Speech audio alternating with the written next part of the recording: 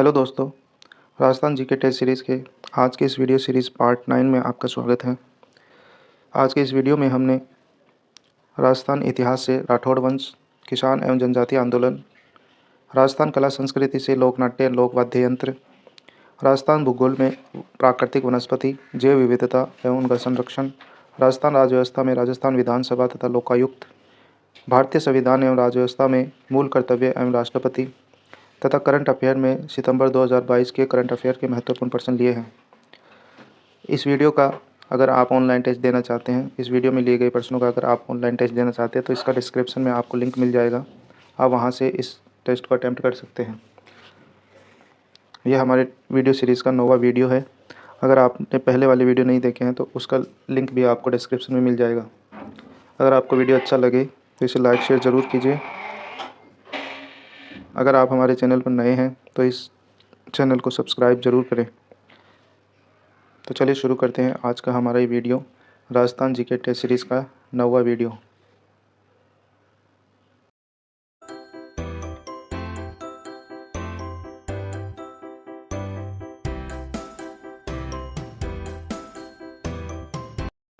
प्रश्न 1 है, राठौड़ वंश की मेड़तीय शाखा के संस्थापक कौन थे? मेड़तीय शाखा, इसका सही उत्तर है ऑप्शन 2 और राव दूधा। मंडोर यानी जोधपुर के शासक राव जोधा जी के पुत्र राव दूधा जी के वंशज मेड़ता नामक गांव में रहने के कारण मेड़तिया राठौड़ कहलाए।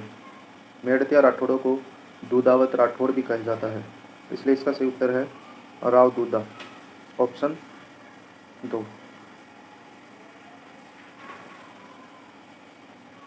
प्रश्न 2 है, जोधपुर के किस राजकीय व्यक्ति को भागवत कथा पर आधारित गज उद्धार ग्रंथ की रचना का श्रेय है? सही उत्तर है महाराजा अजीत सिंह। महाराजा अजीत सिंह, ऑप्शन 3।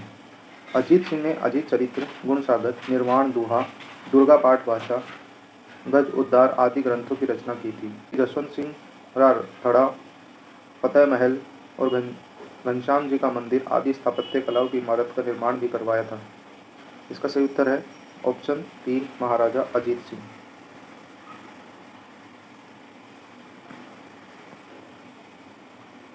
प्रश्न 3 है, निम्नलिखित में से कौन सा एक सही नहीं है?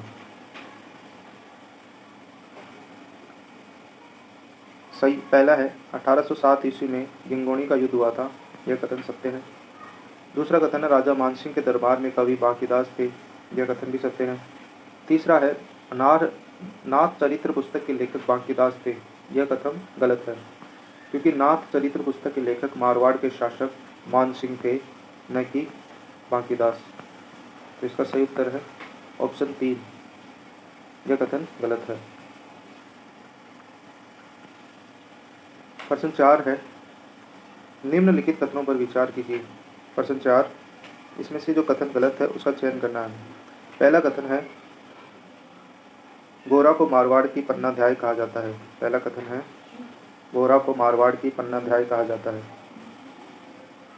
यह कथन सत्य है। दूसरा कथन है गोरा की छतरी पाली में बनी हुई है, यह कथन गलत है। गोरा की छतरी जोधपुर में बनी हुई है, न कि पाली में, तो यह कथन गलत है। तो इसका सही उत्तर हो जाएगा ऑप्शन 2, केवल 2, यानी दूसरा कथन जो है वो गलत है, क्योंकि हमें गलत कथन का ही चयन करना है। तो इसका सही उत्तर हो जाएगा ऑप्शन 2। प्रश्न 5 है, जोधपुर के किस शासक की मृत्यु पर उनकी चिता पर जानवरों ने स्वेच्छा से अपनी जान दी थी? इसका सही उत्तर है ऑप्शन 4 अजीत सिंह। औरंगजेब की मृत्यु के बाद बहादुर शाह ने अजीत सिंह को जोधपुर का राजा बना दिया था। अजीत सिंह मुगल बादशाह फर्रुखसियर से अपनी बेटी इंद्र कंवर की शादी करता है। इस तरह से यह अंतिम राजकुमारी राजपूत थी जिसकी किसी मुगल बादशाह से शादी हुई थी। अजीत सिंह की मृत्यु पर उनकी चिता में जानवरों ने स्वेच्छा से अपनी जान दी थी। इसका सही उत्तर है ऑप्शन 4 अजीत सिंह। प्रश्न 6 है, नागौर के अमर सिंह राठौड़ के संदर्भ में कौन सा एक कथन सही है? पहला है इनकी 32 खंभों की छतरी नागौर के किले में बनी हुई है, यह कथन गलत है, क्योंकि जो खंभों की जो छतरी है वो 32 न होकर 16 खंभों की है। दूसरा है अमर सिंह राठौड़ और बीकानेर के राजा कल्याण मल के बीच मतिरे की राड़ का युद्ध हुआ था। यह कथन भी गलत है, क्योंकि यह जो मतिरे की राड़ का जो युद्ध है वह अमर सिंह राठौड़ और बीकानेर के राजा करण सिंह के बीच हुआ था, न कि कल्याण मल के बीच। तो दूसरा कथन भी गलत है। तीसरा, अमर सिंह राठौड़ शाहजहां के दरबार में उसके मीर बख्शी सलावत की हत्या कर देता है। यह कथन सत्य है। इसका सही उत्तर हो जाएगा ऑप्शन 3।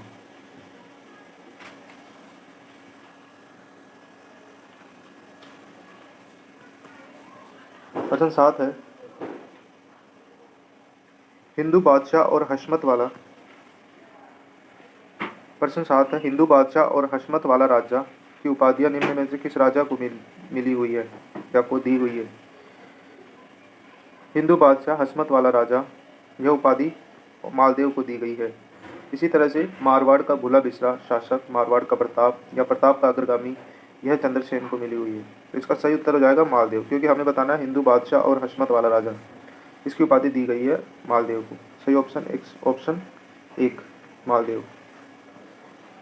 प्रश्न 8 है, निम्न में से कौन सा एक सही नहीं है? प्रश्न 8, पहला है, सिवाणों को राठौड़ों की शरण स्थली कहा जाता है। सिवाणा को राठौड़ों की शरण स्थली कहा जाता है, यह कथन सत्य है। दूसरा, बदायूंनी ने चंद्रसेन को भारत के महान पुरुषार्थी राजकुमार की संज्ञा दी है। यह कथन गलत है, क्योंकि बदायूंनी ने मालदेव को, न कि चंद्रसेन को, मालदेव को भारत के महान पुरुषार्थी राजकुमार की संज्ञा दी है, न कि चंद्रसेन को। तो यह कथन गलत है। सही उत्तर हो जाएगा ऑप्शन 2। प्रश्न 9 है, निम्नलिखित कथनों पर विचार कीजिए तथा जो कथन गलत है उनका चयन करना है। गलत कथन का चयन करना है। पहला है, 1920 ईस्वी में साधु सीताराम दास जी ने डाबी किसान पंचायत की स्थापना की थी। यह कथन सत्य है। दूसरा है, इसका अध्यक्ष हल्ला भड़क था। यह कथन भी सत्य है। तो दोनों कथन ही सत्य है, इसलिए इनमें से कोई सा भी कथन गलत नहीं है। तो इसका सही उत्तर हो जाएगा 4 ऑप्शन, न तो 1 न ही 2। 1920 ईस्वी में साधु सीताराम दास ने डाबी किसान पंचायत की स्थापना की थी, जिसका अध्यक्ष हल्ला भड़क था। सही उत्तर हो जाएगा ऑप्शन 4, यानी दोनों कथन सत्य होने के कारण इनमें से कोई सा भी कथन गलत नहीं है। प्रश्न 10 है, निम्न में से कौन बूंदी राज्य में हुए कर्षक आंदोलन का नेता था? कर्षक आंदोलन का नेता, इसका सही उत्तर है ऑप्शन 1 नैनूराम शर्मा। नैनूराम शर्मा बूंदी या बरड़ किसान आंदोलन के नेता, जिनमें नैनूराम शर्मा, भंवरलाल सुनार और नारायण सिंह शामिल थे। इसका सही उत्तर हो जाएगा ऑप्शन 1 नैनूराम शर्मा। प्रश्न 11 है, 22 जून 1980 ईस्वी को चित्तौड़गढ़ में रश्मि परगना स्थित मातृकुंडिया नामक स्थान पर कौन सा किसान आंदोलन प्रारंभ हुआ? मातृकुंडिया नामक स्थान पर। इसका सही उत्तर है ऑप्शन 1 जाट आंदोलन। पहला है जाट आंदोलन। सही उत्तर है ऑप्शन 1 जाट आंदोलन। अगर इसकी बात करें हम, तो चित्तौड़गढ़ का जाट आंदोलन मेवाड़ के महाराणा फतेह सिंह के अवैशक शासनकाल में 22 जून 1980 को चित्तौड़गढ़ में रश्मि परगना स्थित मातृकुंडिया नामक स्थान के जाट किसानों ने नई भू राजस्व व्यवस्था के विरुद्ध प्रखर प्रदर्शन किया, आंदोलन किया। इसका सही उत्तर ऑप्शन 1 जाट आंदोलन। प्रश्न 12 है, निम्नलिखित सूची में उन नेताओं को चुनिए जिन्होंने बिजोलिया किसान आंदोलन में भाग लिया था। बिजोलिया किसान आंदोलन, इसका सही उत्तर है ऑप्शन 4 1 2 3 4, यानी इन सभी ने साधु सीताराम दास, विजय सिंह पथिक, माणिक्यलाल वर्मा और नारायण जी पटेल, इन चारों ने ही बिजोलिया किसान आंदोलन में अहम भूमिका निभाई थी। अगर हम बात करें बिजोलिया किसान आंदोलन की, तो यह कुल 3 चरणों में यह पूरा हुआ। पहला चरण जो है वो 1897 से 1915 तक चला, जिसके मुख्य आंदोलनकारी जो थे वो सीताराम दास, फतेहकरण ब्रह्मदेव दादीच, नाथूलाल कामदार, नानजी पटेल व ठाकरी पटेल। इसी तरह से प्रेमचंद भील व रामजीलाल सुनार थे। द्वितीय चरण जो है वो 1916 से 1922 तक चला है, जिसके मुख्य आंदोलनकारी नेता जो है वे नारायण पटेल, विजय सिंह पथिक है। तीसरा चरण 1923 से 1941 तक चला है, जिसके मुख्य आंदोलनकारी हैं माणिक्यलाल वर्मा, राम नारायण चौधरी और जमनालाल बजाज। तो इस तरह से इन तीनों चरणों में मिलाकर ये चारों ही आंदोलन में भाग लेने वाले हैं। इसका सही उत्तर हो जाएगा ऑप्शन 4, ये सभी। प्रश्न 13 है, तलवार बंधाई के संदर्भ में कौन सा एक सही नहीं है? तलवार बंधाई के संदर्भ में पहला है, यह उत्तराधिकारी शुल्क था जो राजाओं द्वारा अंग्रेजों को दिया जाता था। तो ये पहला कथन ही गलत है। तलवार बंधाई उत्तराधिकार शुल्क था जो नए सामंत द्वारा राजा को दिया जाता था, न कि राजाओं द्वारा अंग्रेजों को। तो पहला कथन ही गलत है। इसका सही उत्तर हो जाएगा ऑप्शन 1। अगला प्रश्न है, निम्नलिखित कथनों पर विचार कीजिए तथा जो कथन गलत है उनका चयन कीजिए। पहला कथन है, 1883 ईस्वी में गोविंद गिरी ने सभा की स्थापना की थी, संप सभा की स्थापना की थी। यह कथन सत्य है। इसी तरह से दूसरा कथन है, संप सभा का प्रथम अधिवेशन 1913 को हुआ। यह कथन गलत है। संप सभा का पहला अधिवेशन 1903 को हुआ, जबकि दूसरा 1913 को हुआ। तो दूसरा कथन गलत है। इसका सही उत्तर हो जाएगा केवल 2, ऑप्शन 2। प्रश्न 15 है, नीमड़ा हत्याकांड किस आंदोलन से संबंधित है? नीमड़ा हत्याकांड, इसका सही उत्तर है ऑप्शन 2, ऐक्य आंदोलन। ऐक्य आंदोलन जो भौमट क्षेत्र के भील तथा ग्रासिया जनजाति द्वारा किया गया था, जिसका अन्य नाम भौमट भील आंदोलन भी है। यह आंदोलन चित्तौड़गढ़ के मातृकुंडिया नामक स्थान से वैशाख शुक्ल पूर्णिमा को शुरू हुआ था। मातृकुंडिया को राजस्थान का हरिद्वार भी कहते हैं। इस आंदोलन के मुख्य नेता मोतीलाल तेजावत थे। मार्च 1922 ईस्वी में नीमड़ा, जो विजयनगर में है, नीमड़ा गांव में हो रही एक सभा पर पुलिस ने फायरिंग कर दी थी। अतः नीमड़ा हत्याकांड का जो संबंध है वो ऐक्य आंदोलन से है। इसका सही उत्तर हो जाएगा ऑप्शन 2, ऐक्य आंदोलन। प्रश्न 16 है, निम्नलिखित में से कौन से मेव कर्षक आंदोलन का नेतृत्व किया? मेव कर्षक आंदोलन, इसका सही उत्तर है ऑप्शन 4, यासीन खान। मेव किसान आंदोलन अलवर भरतपुर रियासतों के मेवाड़ क्षेत्र के किसानों ने 1932 ईस्वी में किया था। मेव आंदोलन के प्रमुख नेता अलवर के डॉक्टर मोहम्मद अली, गुड़गांव के यासीन खान व अम्बाला शहर के गुलाम भीख नारंग थे। सही उत्तर है यासीन खान। प्रश्न 17 है, मॉन्ट्रैक्स रिकॉर्ड में राजस्थान का कौन सा स्थान सूचीबद्ध है? मॉन्ट्रैक्स रिकॉर्ड में राजस्थान का केवलादेव राष्ट्रीय उद्यान सूचीबद्ध है। मॉन्ट्रैक्स रिकॉर्ड उन आर्द्रभूमि स्थलों की एक सूची है जो अंतर्राष्ट्रीय महत्व के हैं, जहाँ के पारिस्थितिकी में चरित्र में परिवर्तन हुए हैं या हो रहे हैं, या तकनीकी विकास, प्रदूषण, अन्य मानव हस्तक्षेप के परिणाम स्वरूप परिवर्तन होने की संभावना है। यह रामसर सूची का एक भाग है। वर्तमान में भारत के 2 आर्द्रभूमियों को मॉन्ट्रैक्स रिकॉर्ड में शामिल किया गया है, जिनमें से एक राजस्थान के केवलादेव राष्ट्रीय उद्यान है तथा दूसरा मणिपुर की लोकटक झील है। इसका सही उत्तर हो जाएगा केवलादेव राष्ट्रीय उद्यान, ऑप्शन 1। प्रश्न 18 है, राजस्थान का कौन सा वन्य जीव अभ्यारण्य हरे कबूतरों के लिए प्रसिद्ध है? हरे कबूतरों के लिए सही उत्तर है ऑप्शन 1, सरिस्का वन्य जीव अभ्यारण्य अलवर। सरिस्का वन्य जीव अभ्यारण्य की स्थापना 1955 ईस्वी में की गई थी, जहाँ यह हरे कबूतरों के लिए प्रसिद्ध है। यहाँ पर राजस्थान की दूसरी बाघ परियोजना 1978 में शुरू की गई। इसका सही उत्तर है ऑप्शन 1, सरिस्का वन्यजीव अभ्यारण्य। प्रश्न 19 है, निम्न में से कौन सा वन्यजीव अभ्यारण्य जिलों में सही सुमेलित है? वन विहार वन्यजीव अभ्यारण्य धौलपुर में है, न कि करौली में। तो यह पहला गलत है। बंद बारेठा वन्यजीव अभ्यारण्य भरतपुर में है, न कि अलवर में। यह दूसरा भी गलत है। फुलवारी की नाल जो है वो उदयपुर में है, यह भी गलत है। और जवार सागर जो है वो कोटा में है। जवार सागर वन्यजीव अभ्यारण्य कोटा में है। इसका सही उत्तर हो जाएगा ऑप्शन 4, जवार सागर कोटा। प्रश्न 20 है, जिलों और उनके शुभंकर से संबंधित कौन सा एक युग्म सही नहीं है? हनुमानगढ़ का जो है छोटा किलकिला, यह सही है। पाली का तेंदुआ, यह सही है। सीकर का काला तितर, यह गलत है। सीकर से संबंधित जो शुभंकर है वह शाहीन है, न कि काला तितर। इसी तरह से टोंक का जो शुभंकर है वह हंस है। तो ये 3 सही है। शिक्कर जो है उसके साथ शाहीन आएगा, न कि काला तीतर। तो सही उत्तर हो जाएगा ऑप्शन 3। प्रश्न 21 है, कौन सा एक सही नहीं है? जो गलत है उसके बारे में बताना है। पहला है, रणथंभौर राष्ट्रीय उद्यान वर्ष 1980 में घोषित। ये कथन सही है। केवलादेव राष्ट्रीय उद्यान वर्ष 1981 में घोषित। यह भी ठीक है, सही है। तीसरा है, मुकुंदरा हिल्स राष्ट्रीय उद्यान वर्ष 2013 में घोषित। यह गलत है।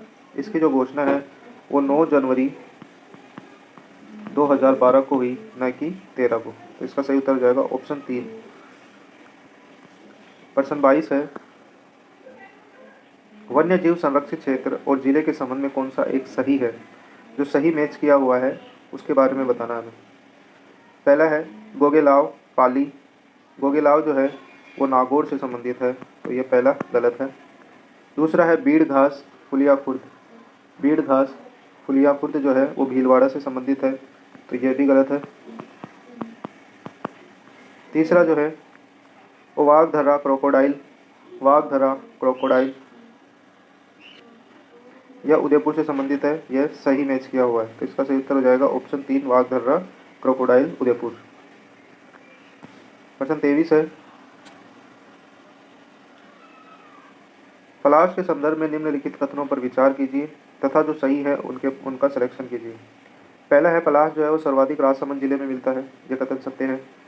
पलाश का वैज्ञानिक नाम मधुका लोंगिफोलिया है। यह कथन गलत है। पलाश का जो वैज्ञानिक नाम है वो बूटिया मोनोस्पर्मा है। बूटिया मोनोस्पर्मा। इसका कथन दूसरा जो है वो कथन गलत है।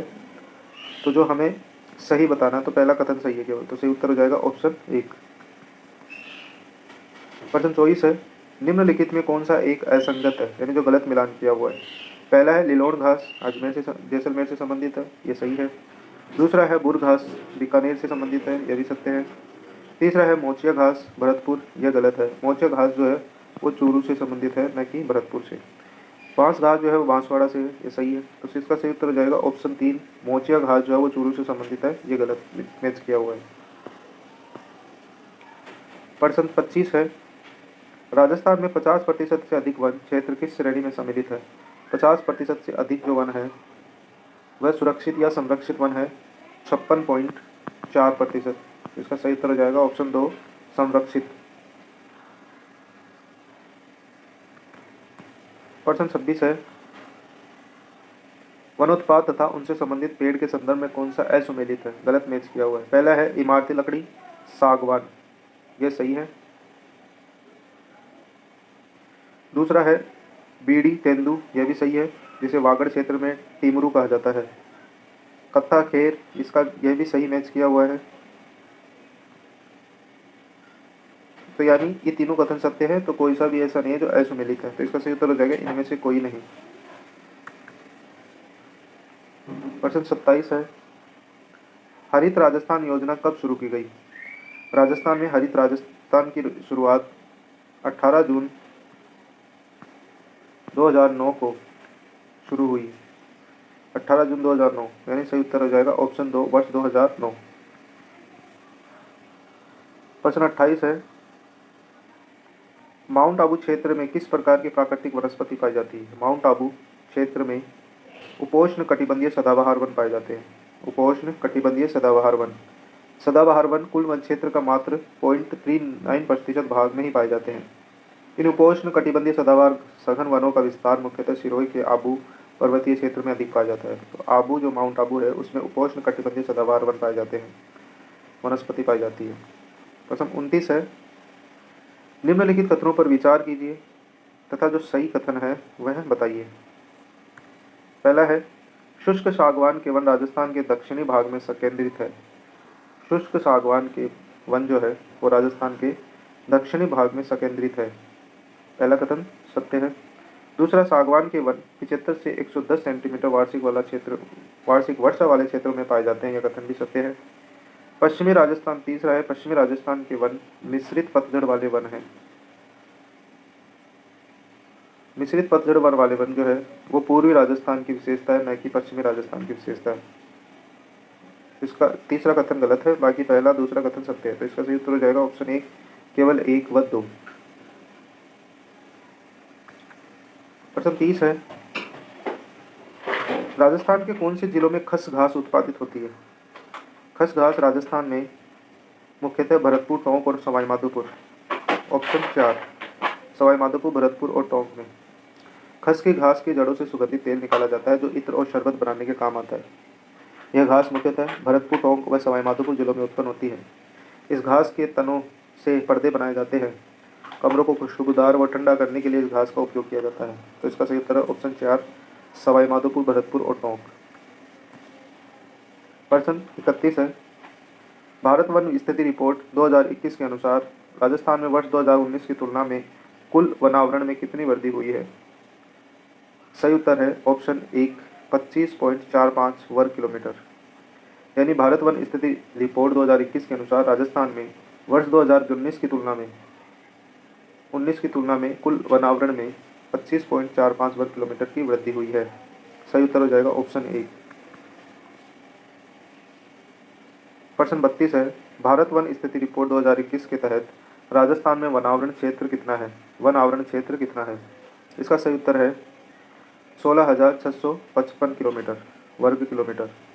राज्य के कुल भौगोलिक क्षेत्र का वनावरण क्षेत्र 16,655 वर्ग किलोमीटर है, जो कि कुल भूभाग का 4.87% है। इसी तरह से वृक्षारोपण जो क्षेत्र है, वृक्षावरण जो क्षेत्र है वो है 8733 वर्ग किलोमीटर, कुल भूभाग का 2.56%। इसका सही उत्तर हो जाएगा 16,655 वर्ग किलोमीटर, ऑप्शन 3। प्रश्न 33 है, निम्नलिखित में से कौन सा सही सुमेलित नहीं है? विश्व मोहन भट्ट मोहन वीणा सही सुमेलित है। चतुलाल तबला सही है। सुल्तान खां कमाच्या यह कथन ये इमेज है, ये गलत है। सुल्तान खान जो है वो पद्म भूषण से सम्मानित प्रसिद्ध सारंगी वादक और गायक है, जिन्हें सारंगी का अलबेला सुल्तान भी कहा जाता है। इनका जन्म सीकर में हुआ था। तो इसका सही उत्तर है ऑप्शन 3, सुल्तान खां कमाच्या। यह गलत मैच किया हुआ है।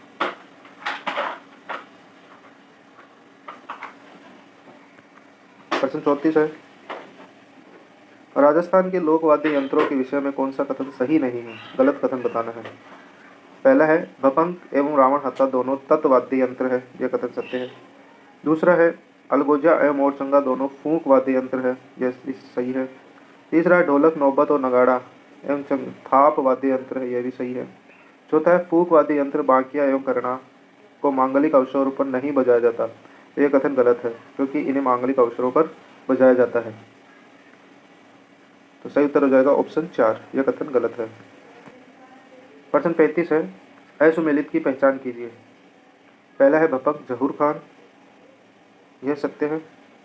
नड़ कर्णा भील, यह भी सत्य है। अलगोजा रामनाथ चौधरी, यह भी सत्य है। खड़ताल रविशंकर, खड़ताल जो है वह रविशंकर से संबंधित नहीं है, सद्दीक खान से संबंधित है। सद्दीक खान जिनका जन्म बाड़मेर के शिव तहसील के झांपली गांव में हुआ, जो खड़ताल के प्रसिद्ध कलाकार हैं। जबकि जहूर खां मेवाती भपंग वाद्य यंत्र के प्रसिद्ध कलाकार हैं। इसी तरह से जैसलमेर के प्रसिद्ध कर्णाराम जो है, कर्णा भील जो है वह नड़वादक है। और जयपुर के पदमपुरा गांव निवासी रामनाथ चौधरी नाक से अलगोजा बजाते हैं। तो इसका सही उत्तर हो जाएगा ऑप्शन 4, खड़ताल जो है वो सद्दीक खान से संबंधित है, न कि रविशंकर से। अगला प्रश्न है, प्रश्न 36 है, निम्न में से कौन सा यंत्र राजस्थान के 13 ताली नृत्य में काम नहीं आता? 13 ताली नृत्य में मुख्य वाद्य यंत्र एकतारा, चौतारा, मंजीरा व तंदूरा यानी तानपुरा होते हैं। यानी इसका सही उत्तर हो जाएगा डेरू। डेरू जो है एक अवनद वाद्य यंत्र है। इसको आम की लकड़ी पर दोनों ओर चमड़ा मढ़कर बनाया जाता है। यह वाद्य यंत्र 13 ताली नृत्य में प्रयोग में नहीं लिया जाता है। तो इसका सही उत्तर है डेरू, ऑप्शन 4। प्रश्न 37 है, रावण हत्था किस प्रकार का वाद्य यंत्र है? रावण हत्था, इसका सही उत्तर है तत्वाद्य यंत्र।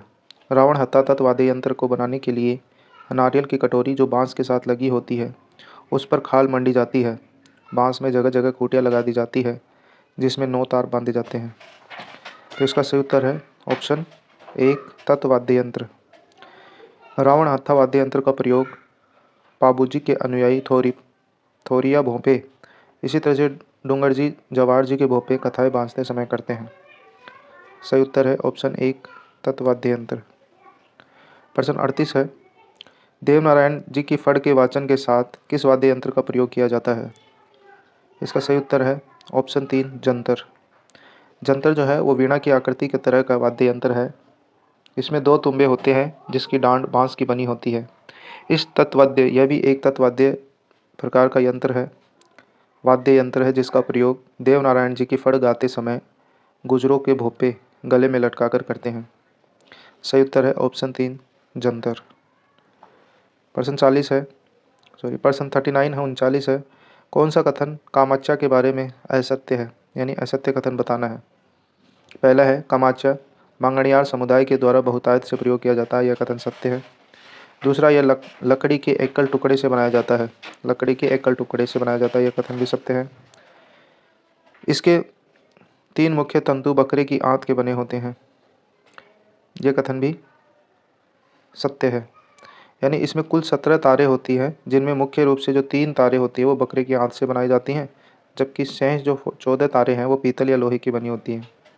तो इस प्रकार से तीनों कथन सत्य है, ऐसा कोई कथन नहीं है जो असत्य है। तो ये इसका उत्तर हो जाएगा ऑप्शन 4, इनमें से कोई नहीं। ठीक है। प्रश्न 40 है, राजस्थान के किस लोक वाद्य यंत्र को जूझ हॉर्प भी कहा जाता है? जूझ हॉर्प, जूझ हॉर्प जो है वो मोरचंग का दूसरा नाम है। ये एक सुशीर वाद्य यंत्र है जिसको पतले लोहे की लंबी राड के मुंह को घुमाव देकर बनाया जाता है। इसके दोनों ओर छड़ लगाई जाती है। तो जूझ हॉर्प जो है, जूझ हॉर्प जो है वह मोरचंग को कहा जाता है। सही उत्तर है ऑप्शन 1 मोरचंग। प्रश्न 41 है, भीलवाड़ा निवासी श्रीलाल जोशी किस कला से संबंधित है? भीलवाड़ा निवासी जो श्रीलाल जोशी हैं वे फड़ के लिए प्रसिद्ध है। कपड़े के पर्दे पर किसी देवता से संबंधित जीवन चरित्र का मंचन फड़ कहलाता है।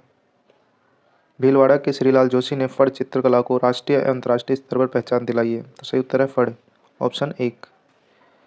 प्रश्न 42 है, चार बेत जो राजस्थान की प्रचलित लोक नाट्य विद्या है कहाँ की प्रसिद्ध है? चार बेत और राजस्थान के टोंक नगर में प्रचलित संगीत दंगल रूपी लोक नाट्य विद्या है। तो इसका सही उत्तर हो जाएगा ऑप्शन 2 टोंक। यह शैली टोंक के नवाब फैजुल्ला खां के समय अब्दुल करीम खां एवं खलीफा करीम खां निहंग ने प्रारंभ की थी।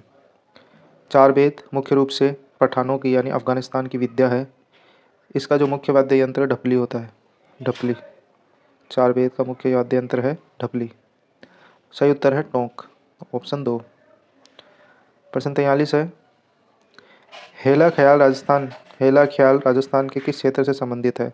हेला ख्याल, इसका सही उत्तर है दौसा, करौली और सवाई माधोपुर। सही उत्तर है ऑप्शन 3।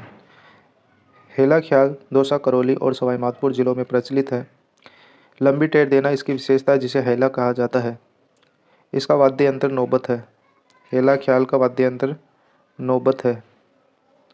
सही उत्तर है ऑप्शन 3 दौसा, सवाई माधोपुर।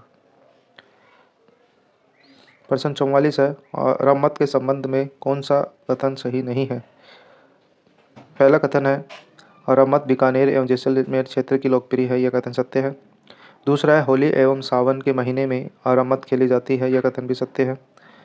तीसरा है बीकानेर के में पाटों पर रम्मत का मंचन किया जाता है, यह कथन भी सत्य है। चौथा, रम्मत शुरू करने से पहले पाबूजी के गीत गाए जाते हैं, यह कथन गलत है क्योंकि रम्मत शुरू करने से पहले रामदेव जी के गीत गाए जाते हैं, न कि पाबूजी के। सही उत्तर है ऑप्शन 4। प्रश्न 45 है, राजस्थान में लच्छीराम द्वारा किस ख्याल का प्रवर्तन किया गया? सही उत्तर है ऑप्शन 2 कुचामणी, इसमें ऊपर नीचे हो गया बी और सी। सही उत्तर है कुचामणी, ऑप्शन 2 बी।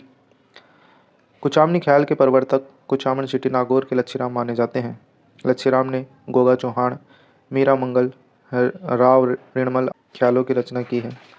इसमें ढोल, शहनाई, सारंगी आदि वाद्य यंत्र काम में लिए जाते हैं। उगमराज इस ख्याल के प्रसिद्ध खिलाड़ी हैं। उगमराज, तो इसका सही उत्तर है ऑप्शन कुचामनी ख्याल। प्रश्न 46 है, मेवाड़ क्षेत्र का कौन सा नाट्य है जो सावन भादो मास में 40 दिन तक किया जाता है? सावन भादो मास में 40 दिन तक। इसका सही उत्तर है गवरी। गवरी राजस्थान का सबसे प्राचीन लोक नाट्य है जिसे लोकनायों का मेरु नाट्य कहते हैं। इसी तरह से यह संपूर्ण भारत में एकमात्र दिन में प्रदर्शित होने वाला अरावली क्षेत्र के भीलों का प्रमुख लोक नाट्य है। गौरी का मूल कथानक शिव और भस्मासुर से संबंधित है। सावन भादो में लगभग यह 40 दिनों तक चलने वाला लोक नाट्य सुबह से शाम तक चलता है। तो सही उत्तर है गौरी, ऑप्शन 4। प्रश्न 47 है, निम्नलिखित कथनों पर विचार कीजिए तथा सही कथन का चयन कीजिए। पहला है, तमाशा है जयपुर में लोकप्रिय है। यह कथन सत्य है, तमाशा जयपुर में लोकप्रिय है। दूसरा है, होली के दिन के जोगी जोगण का तमाशा किया जाता है।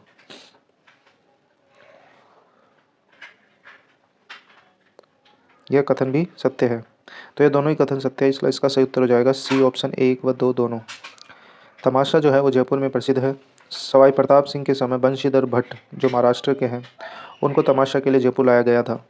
उस समय गोहर जान तमाशा में भाग लिया करती थी।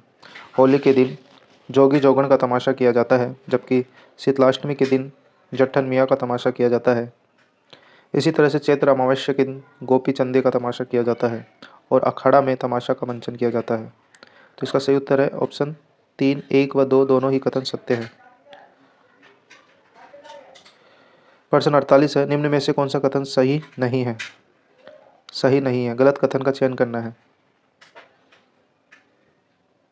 पहला है, किसी पौराणिक या ऐतिहासिक पात्र की वेशभूषा पहनकर उसकी नकल करना स्वांग कहलाता है। कथन सत्य है। भीलवाड़ा के जानकीलाल भांड व परशुराम ने स्वांग को लोकप्रिय किया है। तीसरा है, जानकीलाल भांड को मंकी मैन कहा जाता है। यह कथन भी सत्य है। चौथा है, मांडल जो भीलवाड़ा में है, इसमें फाल्गुन शुक्ल त्रयोदशी को नाहरों का स्वांग किया जाता है। यह कथन गलत है, क्योंकि नाहरों का स्वांग जो है वो चैत्र शुल्क त्रयोदशी को किया जाता है, न कि फाल्गुन शुल्क त्रयोदशी को। तो इसका कथन चौथा जो है वो गलत है। आंसर हो जाएगा 4। प्रश्न 49, निम्नलिखित में कौन सा राजस्थान में लोकायुक्त की जांच के दायरे में नहीं आते? राजस्थान में लोकायुक्त की जांच के दायरे में नहीं आते। पहला है, मंत्री, यह आते हैं। दूसरा है, विभागीय सचिव, ये भी आते हैं। तीसरे हैं, राज्य विधानसभा सचिवालय के कर्मी, ये नहीं आते हैं। चौथा है, महालेखाकार राजस्थान, यह भी नहीं आते। तो सही ऑप्शन है 3 और 4। तो तीसरा और चौथे जो ऑप्शन है वे लोकायुक्त की जांच के दायरे में नहीं आते। इसके अलावा मुख्यमंत्री हैं, उच्च न्यायालय के न्यायाधीश एवं अन्य न्यायिक सदस्य हैं, आरपीएससी के अध्यक्ष और उसके सदस्य हैं, मुख्य निर्वाचन आयुक्त व अन्य निर्वाचन आयुक्त, इसी तरह से मुख्य निर्वाचन अधिकारी हैं। इसके अलावा सेवानिवृत्त लोक सेवक है, विधायक और पंच और सरपंच है, ये भी लोकायुक्त की जांच के दायरे में नहीं आते। तो यहाँ पर इसका उत्तर हो जाएगा 3 और 4, ऑप्शन सी। प्रश्न 50 है, राजस्थान में लोकायुक्त के पद से संबंधित निम्नलिखित कथनों पर विचार कीजिए तथा सही कथन का चयन कीजिए। पहला है, राज्यपाल लोकायुक्त की नियुक्ति करता है। कथन सत्य है। दूसरा, लोकायुक्त का देय वेतन भत्ते पेंशन राजस्थान उच्च न्यायालय के मुख्य न्यायमूर्ति के समकक्ष होंगे। यह कथन भी सत्य है। तीसरा, राजस्थान के मुख्यमंत्री के विरुद्ध शिकायतों का अन्वेषण लोकायुक्त द्वारा नहीं किया जा सकेगा। यह कथन भी सत्य है। तो ये तीनों ही कथन सत्य हैं, इसलिए इसका सही उत्तर हो जाएगा 1, 2, 3।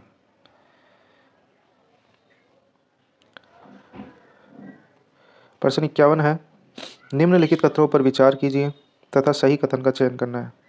पहला है, राजस्थान में लोकायुक्त संस्था की स्थापना वर्ष 1973 में की गई थी। यह कथन सत्य है, क्योंकि राजस्थान प्रशासनिक सुधार समिति 1963 की सिफारिश पर 28 अगस्त 1973 को सर्वोच्च न्यायालय के सेवानिवृत्त न्यायाधीश न्यायमूर्ति श्री ID दुआ को प्रथम लोकायुक्त बनाया गया था। इसी तरह से दूसरा कथन भी सत्य है, ID दुआ राजस्थान राज्य के पहले लोकायुक्त थे। तो पहला और दूसरा दोनों कथन सत्य है। इसका सही उत्तर हो जाएगा ऑप्शन 3, 1 व 2 दोनों सही है। प्रश्न 52 है, राज्य की विधान परिषद के संदर्भ में निम्नलिखित कथनों पर विचार कीजिए तथा सही कथन का चयन कीजिए। पहला है, संबंधित राज्य की विधानसभा साधारण बहुमत द्वारा इसके गठन या विघटन का प्रस्ताव पारित कर सकती है। दूसरा कथन है, एक परिषद की वास्तविक संख्या संसद द्वारा तय की जाती है। इसमें अगर हम बात करें विधान परिषद की, तो संविधान के अनुच्छेद 169 में राज्यों की विधान परिषदों के गठन एवं विघटन का प्रावधान किया गया है, जिसके अंतर्गत संसद एक विधान परिषद जहाँ पहले से मौजूद है को विघटित कर सकती है, इसका गठन कर सकती है, यदि संबंधित राज्य की विधानसभा इस संबंध में प्रस्ताव पारित करती है। तो इसका कथन पहला जो है वो गलत है, क्योंकि इसके गठन और विघटन का जो जिम्मेदारी है वह संसद की है, न कि विधानसभा की। इसी तरह से कथन जो 2 जो है यह सत्य है। इसका सही उत्तर हो जाएगा ऑप्शन 2, केवल 2। केवल दूसरा कथन सत्य है, दूसरा पहला गलत है। इनकी जो संख्या है वह अनुच्छेद 171 के अंतर्गत परिषद की अधिकतम संख्या विधानसभा की कुल संख्या की 1/3 तथा न्यूनतम 40 तय की गई है, जबकि यह संसद द्वारा तय की जाती है।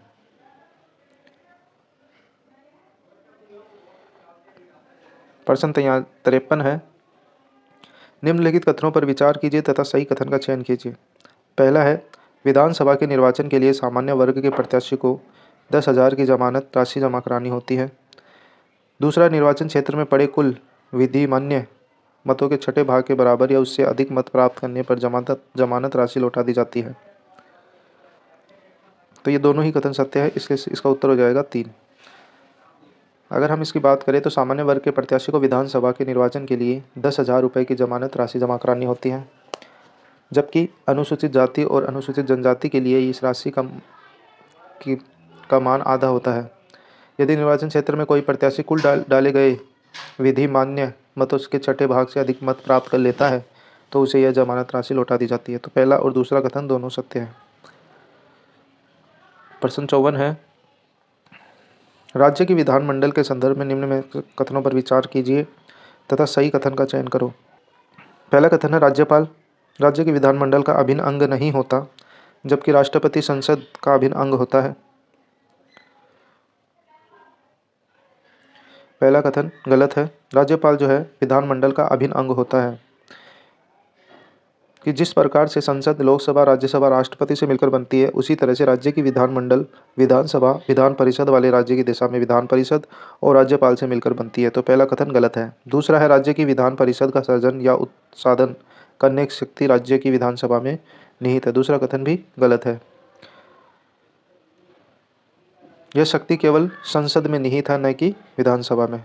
तो विधान परिषद का सर्जन करना हो या उसका विघटन करना हो, इसका जो अधिकार है, उसकी जो शक्ति है वो केवल संसद के पास है। तो ये कथन भी गलत है। तो इसका सही उत्तर हो जाएगा न तो 1 न ही 2, यानी दोनों कथन गलत है।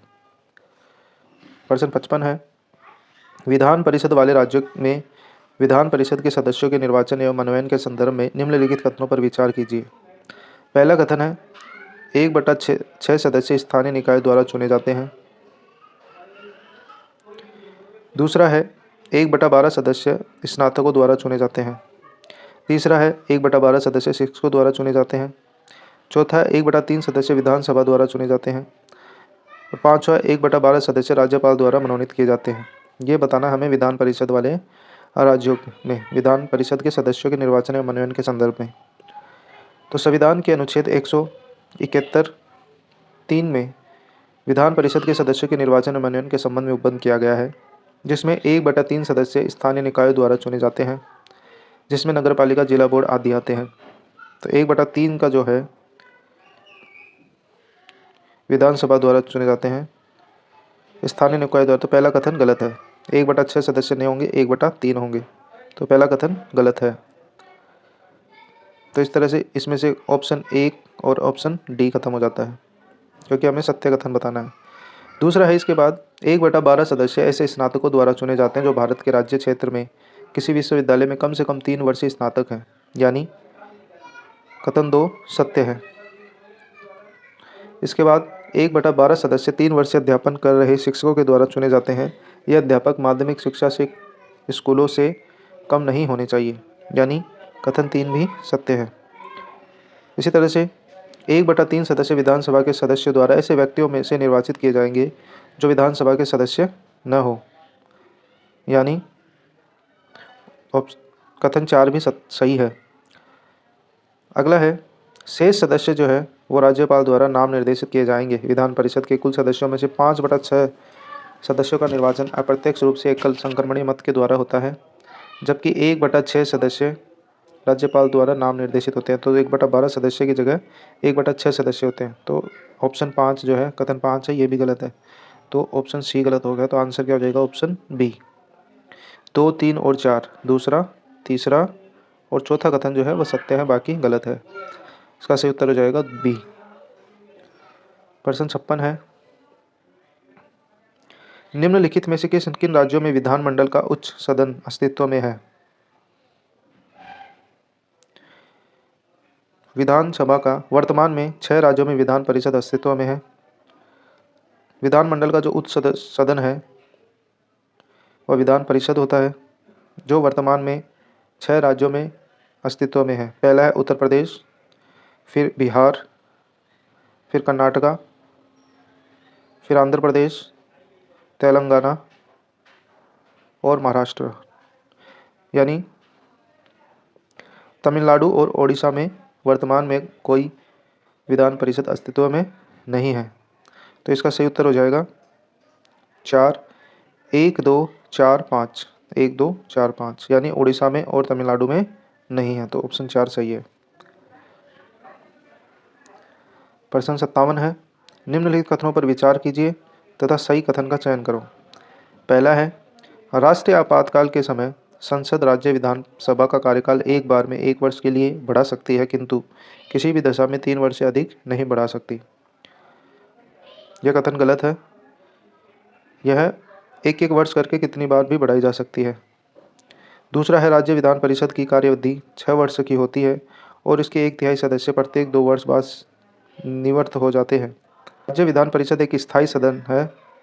इसके 1/3 सदस्य प्रत्येक 2 वर्ष बाद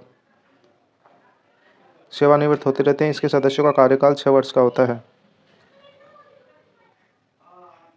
तीसरा है, राज्य विधान परिषद के सेवानिवृत्त सदस्य पुनर्चुनाव और पुनर्नामांकन के लिए योग्य नहीं होते। यह कथन गलत है। तो तीसरा कथन भी गलत है, पहला कथन भी गलत है। तो इसका सही उत्तर हो जाएगा ऑप्शन 4, उपयुक्त में से कोई नहीं, यानी क्योंकि 2 कथन गलत है, पहला और तीसरा, जबकि दूसरा कथन सत्य है, दूसरा कथन सही है। तो इसका सही उत्तर हो जाएगा केवल 2, जो कि अपने पास ऑप्शन अवेलेबल नहीं है। तो इसका सही उत्तर हो जाएगा उपयुक्त में से कोई नहीं, ऑप्शन 4। प्रश्न 58 है, राज्य विधानसभा के संदर्भ में कौन सा कथन सही है? राज्य विधानसभा के संदर्भ में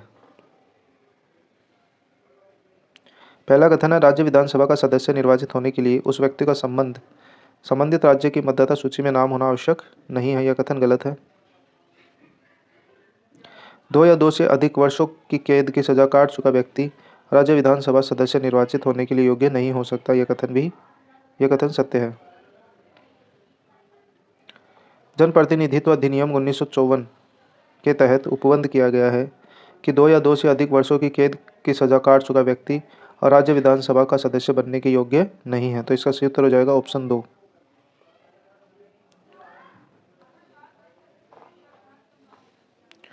प्रश्न 50, विधानसभा विघटन के पश्चात भी विधानसभा अध्यक्ष अपने पद पर बना रहता है। संविधान के अनुच्छेद 179 ग के परंतु में यह प्रावधान है कि विधानसभा के विघटन के पश्चात भी विधानसभा अध्यक्ष अपने पद पर विधानसभा के प्रथम अधिवेशन की ठीक पहले तक बना रहता है। तो इसका पहला ऑप्शन ही सत्य है, प्रथम अधिवेशन से ठीक पहले तक, ऑप्शन 1। प्रश्न 61 है, निम्नलिखित कथनों पर विचार कीजिए तथा सही कथन का चयन कीजिए। पहला है, भारत के संविधान में उपबंध है कि प्रत्येक राज्य की विधानसभा 450 से अनधिक और 60 से अन्यून सदस्यों मिलकर बनेगी। पहला कथन गलत है, ये 450 न होकर 500 सदस्य हैं, तो पहला कथन गलत। दूसरा है कोई व्यक्ति किसी राज्य की विधानसभा के किसी स्थान को भरने के लिए चुने जाने योग्य नहीं होगा यदि उसकी आयु 21 वर्ष से कम हो। यह कथन भी गलत है क्योंकि न्यूनतम जो आयु है वह 25 वर्ष है, न कि 21 वर्ष। तो दोनों कथन ही गलत है। तो इसका सही उत्तर हो जाएगा ऑप्शन 4, न तो 1 न ही 2, दोनों ही कथन गलत है। प्रश्न 62 है, निम्नलिखित कथनों पर विचार कीजिए तथा सही कथन का चयन कीजिए। पहला है तारा भंडारी एकमात्र व प्रथम महिला है जो राजस्थान विधानसभा की अध्यक्ष रही। तारा भंडारी, यह कथन गलत है।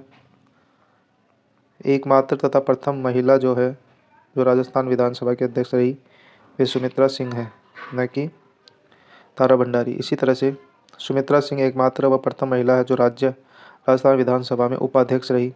जो उपाध्यक्ष जो है वो तारा भंडारी रही हैं। तो ये दोनों ही कथन गलत है। उपाध्यक्ष की अगर बात करें तो ये तारा भंडारी है, और अगर अध्यक्ष की बात करें तो सुमित्रा सिंह है। तो दोनों कथन गलत है। सही उत्तर हो जाएगा ऑप्शन 4, न तो 1 न ही 2, यानी दोनों कथन गलत है। प्रश्न 63 है, निम्नलिखित कथनों पर विचार कीजिए तथा सही कथन का चयन कीजिए।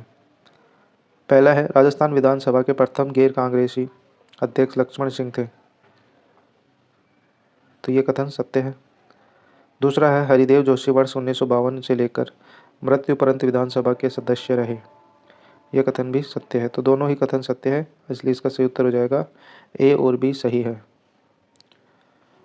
प्रश्न 64 है, भारत के संविधान के अनुच्छेद 51 के अणंग में जैसा कि समरसता तथा समान भारतत्व की भावना के निर्माण के मौलिक कर्तव्य के संदर्भ में उल्लिखित है, शब्दों का सही क्रम निम्न में से कौन सा है।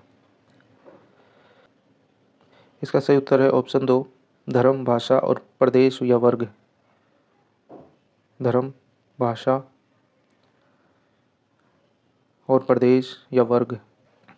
सरदार स्वर्ण सिंह समिति की अनुशंसा पर 42वें संविधान संशोधन अधिनियम 1976 द्वारा भाग 4 के अंतर्गत अनुच्छेद 51 क और 10 मूल कर्तव्य जोड़े गए हैं।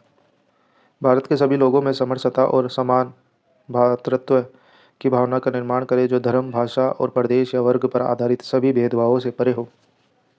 ऐसी प्रथाओं का त्याग करे जो स्त्रियों के सम्मान के विरुद्ध हो। सही उत्तर है ऑप्शन 2। प्रश्न 65 है, हमारी सामाजिक संस्कृति और गौरवशाली परंपरा का महत्व समझे और उसका परिरक्षण करे। मूल कर्तव्य का अनुच्छेद 51 क में कौन सा क्रमांक है। सही उत्तर है ऑप्शन 4, छठा। छठे क्रमांक में हमारी सामाजिक संस्कृति और गौरवशाली परंपरा का महत्व समझे और उसका परिरक्षण करे। इस तरह से यह क से लेकर तय तक है, जिसमें से च पर इसका प्रावधान है, यानी छठे नंबर पर इसका प्रावधान है। तो सही उत्तर है ऑप्शन 4 डी, छठा। प्रश्न 66 है, कौन स्वर्ण सिंह समिति 1976 के सदस्य रहे हैं। ए आर अंतुल्य, दूसरा है एस एस रे, तीसरे हैं दिनेश गोस्वामी, चौथे हैं सी एम स्टीफन। तो इसका सही उत्तर है ऑप्शन 1, 1, 2, 3, 4, यानी ये सभी इस समिति के सदस्य हैं रहे हैं। यह समिति जो है, अगर हम इसकी बात करें तो स्वर्ण सिंह को राष्ट्रीय आपातकाल के दौरान 1976 में भारत के संविधान का अध्ययन करने की जिम्मेदारी सौंपी थी। राष्ट्रीय आपातकाल की घोषणा के तुरंत बाद तत्कालीन प्रधानमंत्री ने अतीत के अनुभवों के आलोक में संविधान में संशोधन के सवाल का अध्ययन करने के लिए सरदार स्वर्ण सिंह एक अध्यक्षता में एक समिति का गठन किया।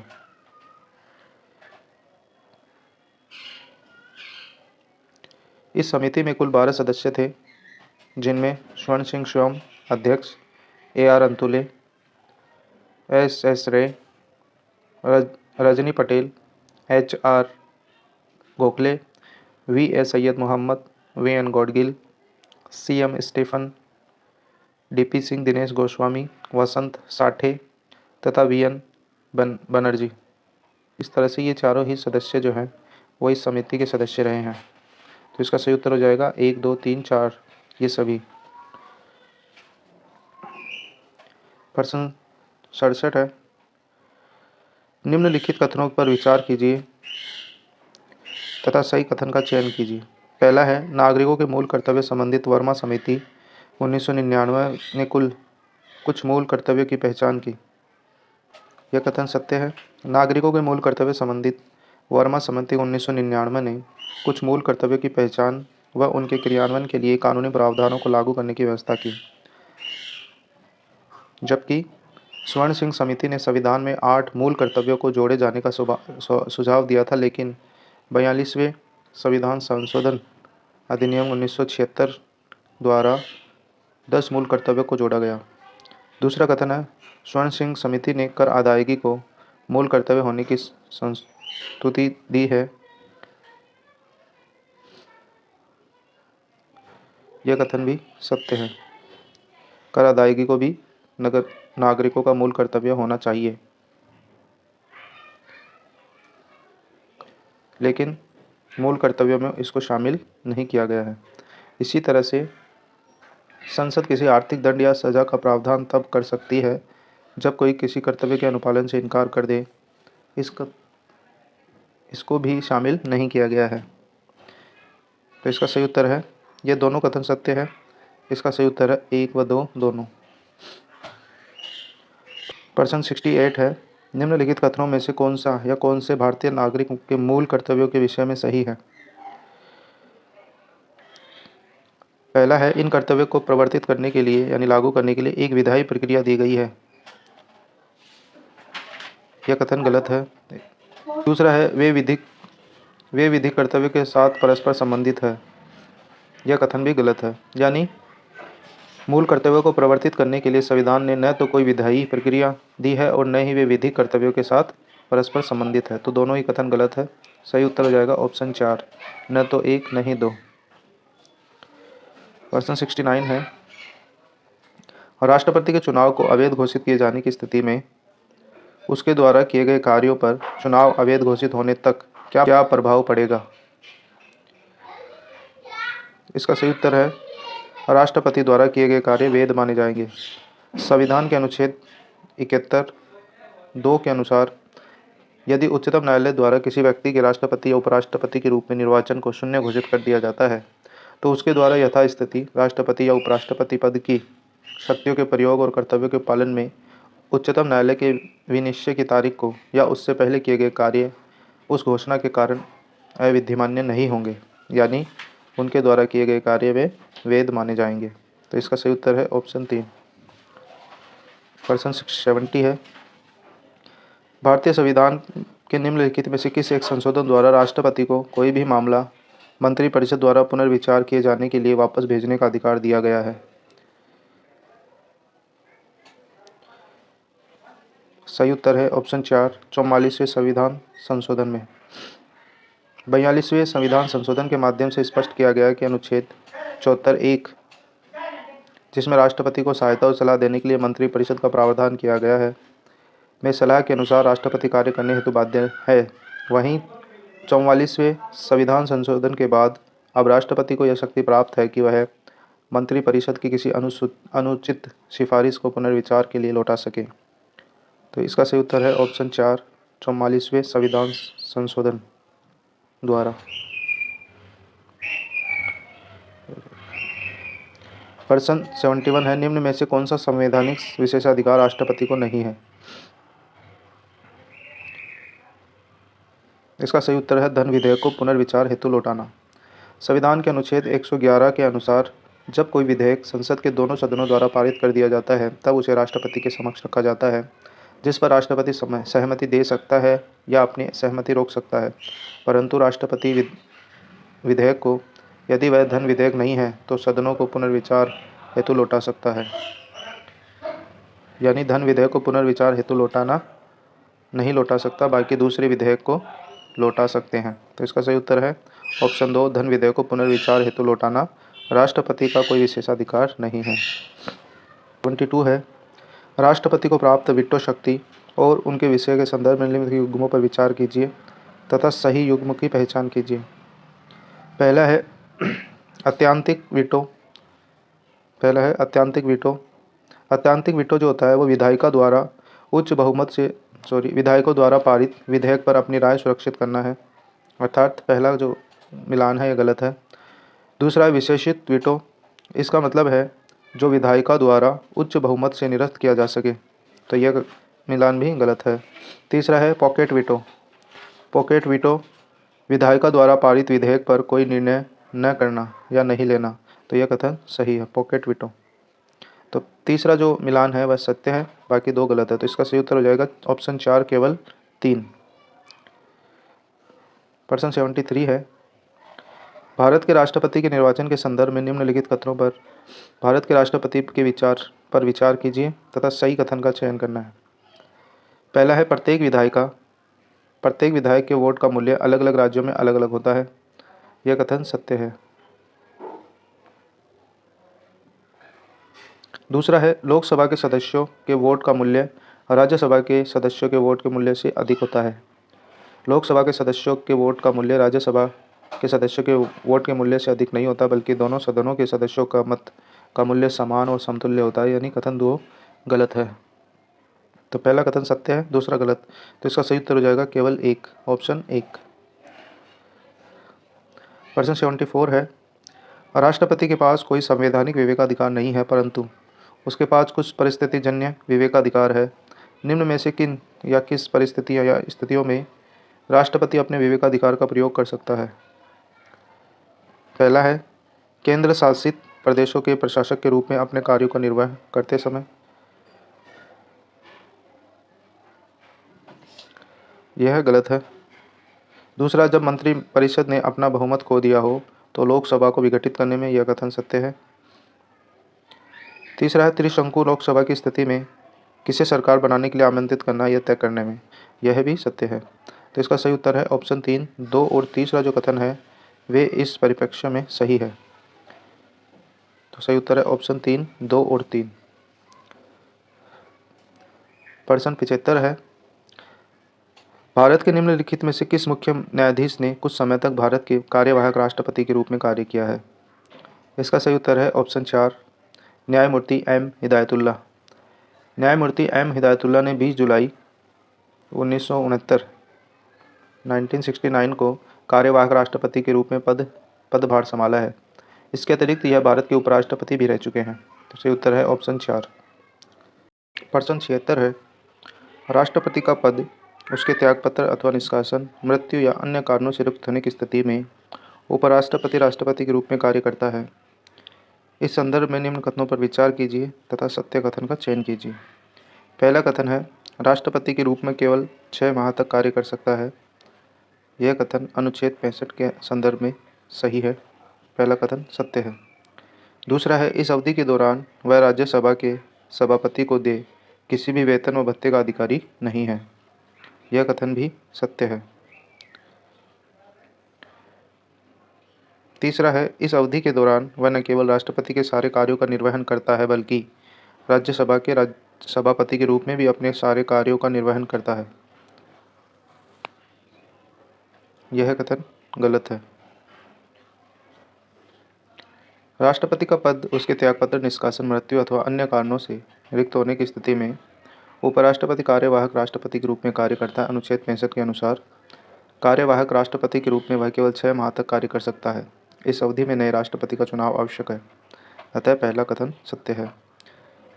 संविधान में उपराष्ट्रपति के लिए कोई अनुमोदन की व्यवस्था नहीं की गई है। उसे जो भी वेतन मिलता है वह राज्यसभा के सभापति होने के कारण मिलता है। उपराष्ट्रपति जब किसी अवधि के लिए कार्यवाहक राष्ट्रपति के रूप में कार्य करता है तो वह राज्यसभा के सभापति को मिलने वाले वेतन व भत्ता नहीं पाता है, अपितु उसे राष्ट्रपति को प्राप्त होने वाले वेतन व भत्ते मिलते हैं, यानी कथन 2 सही है। तीसरा कथन जो है वह सत्य नहीं है, तो इसका सही उत्तर हो जाएगा केवल ऑप्शन कथन 1 व 2 सत्य है।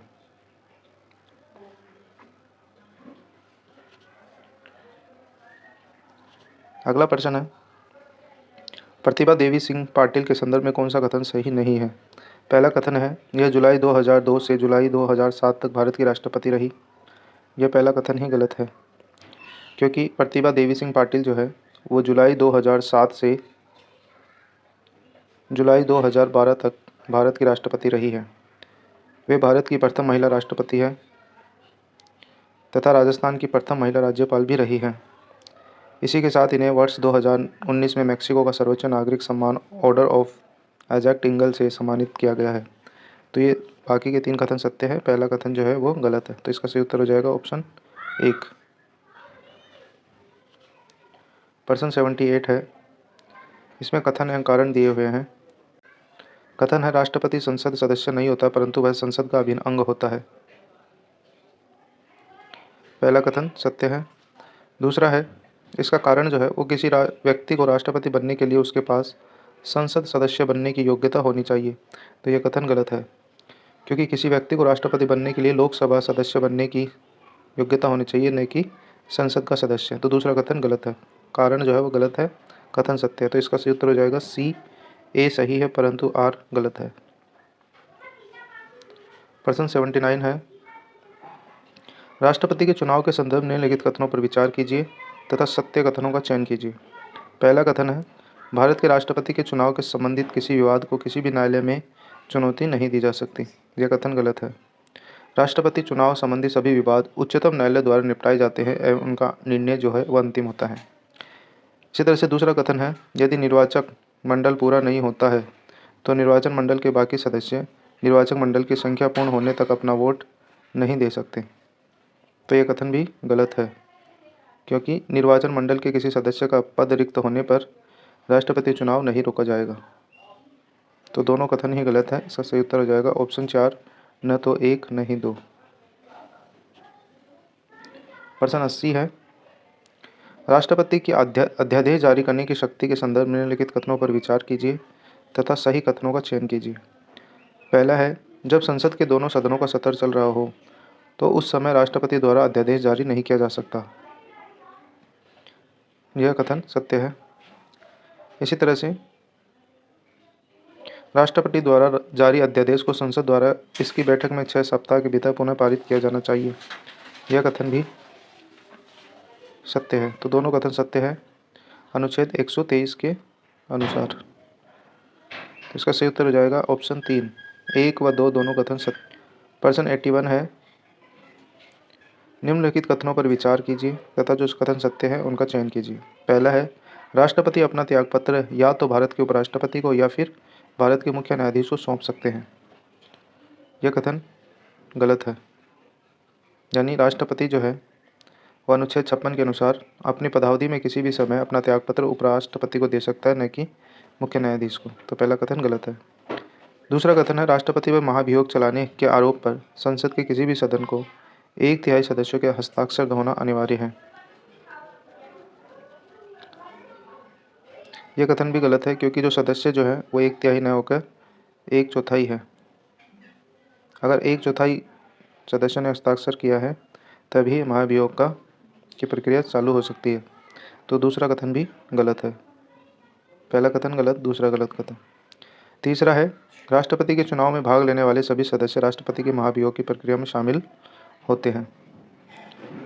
यह कथन भी गलत है, क्योंकि संसद के दोनों सदनों के निर्वाचित सदस्यों के अलावा मनोनीत सदस्य भी इस प्रक्रिया में भाग ले सकते हैं, भले ही वे राष्ट्रपति के चुनाव में भाग नहीं लेते हैं। तो इस तरह से ये तीनों कथन गलत है। तो सही उत्तर हो जाएगा ऑप्शन 4, इनमें से कोई नहीं, यानी इनमें से कोई कथन नहीं है जो सत्य है। हमें सत्य कथन का चयन करना है, तो इनमें से कोई कथन भी सत्य नहीं है, इसलिए सही उत्तर ऑप्शन 4। प्रश्न 82 है, 82, निम्नलिखित में से किसी भौगोलिक क्षेत्र को अनुसूचित क्षेत्र घोषित करने का संवैधानिक अधिकार है। इसका सही उत्तर है ऑप्शन 4, राष्ट्रपति को। संविधान के भाग 10 में अनुच्छेद 244 के तहत अनुसूचित तथा जनजातीय क्षेत्रों के प्रशासक के विषय में उपबंध किए गए हैं, जिनमें राष्ट्रपति के द्वारा अनुसूचित क्षेत्र घोषित किया जा सकता है। सही उत्तर है ऑप्शन 4। प्रश्न 83 है, भारतीय संविधान के किस अनुच्छेद के अंतर्गत राष्ट्रपति संसद के दोनों सदनों द्वारा पारित किसी बिल पर अपनी स्वीकृति रोक सकता है? सही उत्तर है ऑप्शन 4 111 अनुच्छेद 111। संविधान के अनुच्छेद 111 के अनुसार जब कोई विधेयक संसद के सदनों द्वारा पारित कर दिया जाता है तब वह राष्ट्रपति के समक्ष प्रस्तुत किया जाता है और राष्ट्रपति घोषित करेगा कि वह विधेयक पर अनुमति देता है या अनुमति रोक लेता है। तो इसका सही उत्तर है ऑप्शन 4 अनुच्छेद 111। प्रश्न 84 है, जॉर्जिया मेलोनी किस देश की पहली महिला मुख्यमंत्री बनेंगी? सही उत्तर है ऑप्शन 4 इटली। इटली के राष्ट्रीय चुनावों में द्वितीय विश्व युद्ध के बाद पहली दक्षिणपंथी नेतृत्व वाली सरकार बनने जा रही है। ब्रदर्स पार्टी की जॉर्जिया मेलिना इटली की पहली महिला प्रधानमंत्री बनेंगी। तो सही उत्तर है ऑप्शन 4 इटली। भारत का पहला हिमस्खलन निगरानी रडार किस राज्य में स्थापित किया गया है? भारत का पहला हिमस्खलन निगरानी रडार सही उत्तर है ऑप्शन 4 सिक्किम में।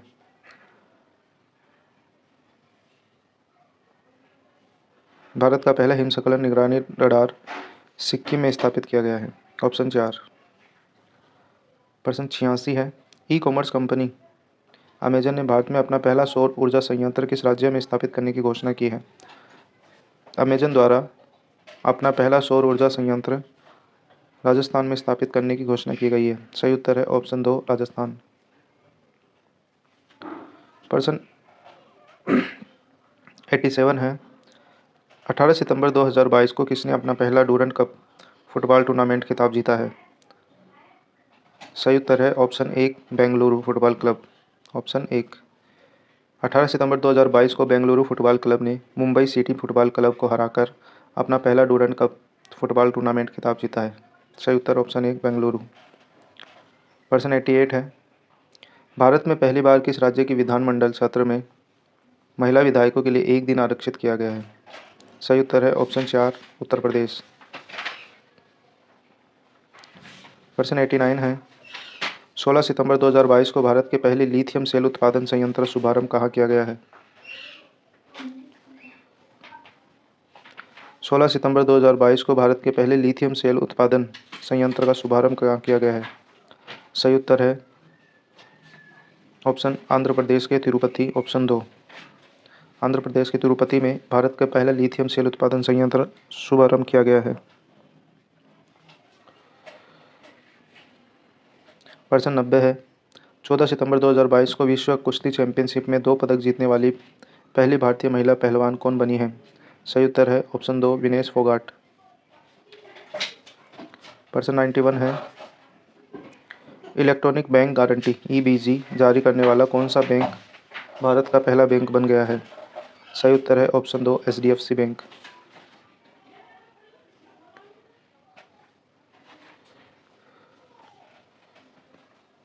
प्रश्न 92 है, भारतीय नौसेना के युद्धपोत आईएनएस सतपुड़ा और पीएसआई समुद्री गश्त विमान ने बहुराष्ट्रीय अभ्यास काकाडू 2022 में भाग लिया। यह अभ्यास कहाँ आयोजित किया गया है?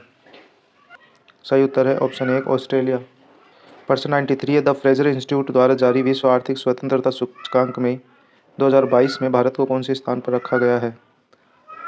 विश्व आर्थिक स्वतंत्रता सूचकांक 2022 में सही उत्तर है ऑप्शन 1 89वें स्थान पर। 8 सितंबर 2000 कनाडाई think tank the Fraser institute ने विश्व का आर्थिक स्वतंत्रता सूचकांक 2022 जारी किया।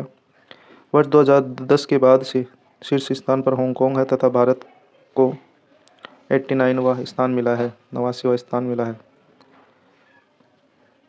प्रश्न 94 है, सितंबर 2022 में किस देश के वोल्कर तुर्क को संयुक्त राष्ट्र मानवाधिकार परिषद का उच्चायुक्त नियुक्त किया गया है? वोल्कर तुर्क। सही उत्तर ऑस्ट्रिया। ऑप्शन 3।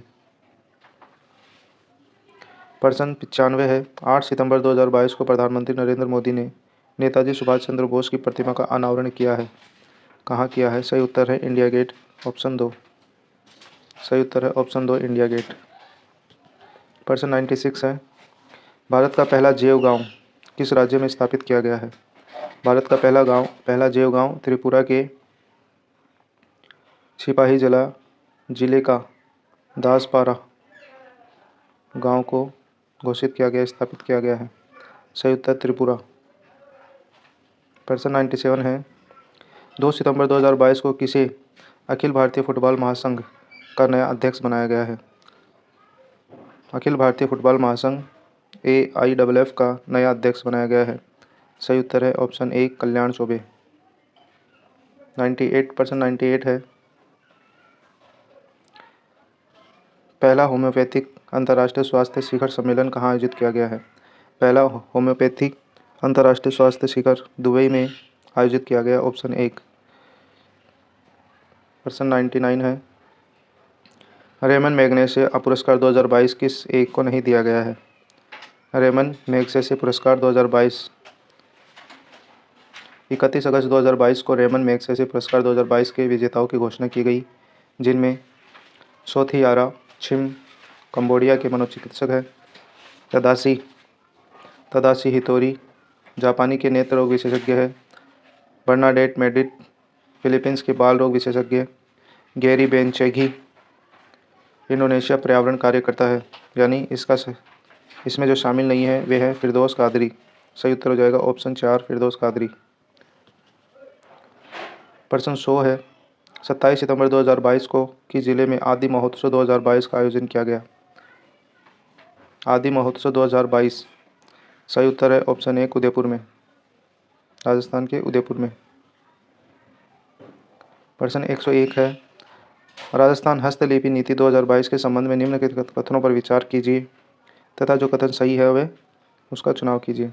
पहला, इसके तहत कलाकारों को लोन में ब्याज पर 100% सब्सिडी मिलेगी। यह कथन सत्य है। दूसरा, इसके तहत जयपुर में हस्तशिल्प म्यूजियम बनाया जाएगा। यह कथन भी सत्य है। तीसरा, यह नीति अप्रैल 2025 तक प्रभावी रहेगी। यह कथन गलत है, क्योंकि यह जो नीति है वो अप्रैल 2026 तक प्रभावी रहेगी, न कि 24 तक। तो पहला और दूसरा कथन जो है वो सही है।